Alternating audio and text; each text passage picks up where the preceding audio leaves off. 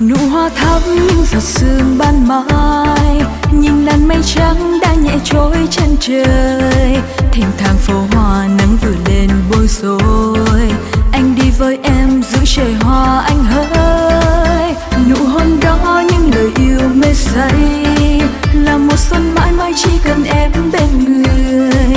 Đôi khi hờn ghen đôi khi giận nhau vu vơ, nhưng trong lòng em còn tìm tình yêu trao anh.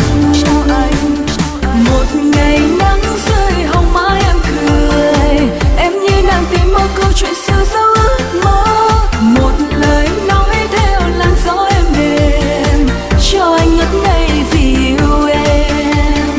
Một điều ước cho tình mãi ban đầu, yêu nhau dài lâu bên nhau ngày sau tất có nhau. Một lời nói với em rất chân tình, còn tim khổ đau chỉ vì yêu em. Nụ hoa thắm những giọt sương ban mai, nhìn làn mây trắng đã nhẹ trôi chân trời. Thênh thang phố hoa nắng vừa lên bối rối, anh đi với em giữ trời hoa anh hỡi.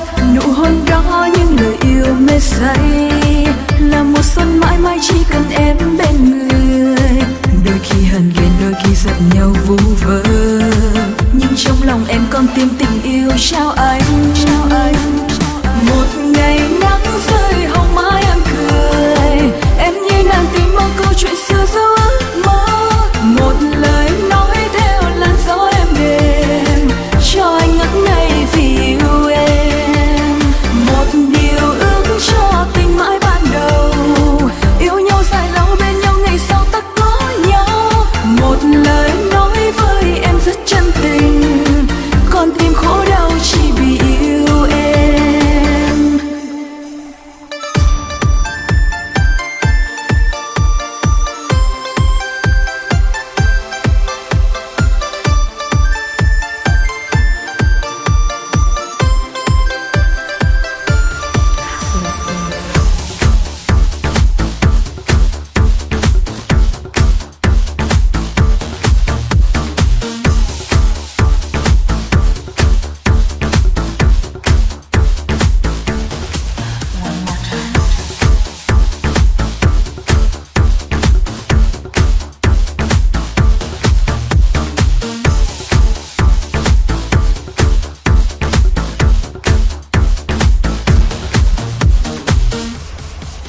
Nụ hoa thắm những giọt sương ban mai, nhìn làn mây trắng đã nhẹ trôi chân trời.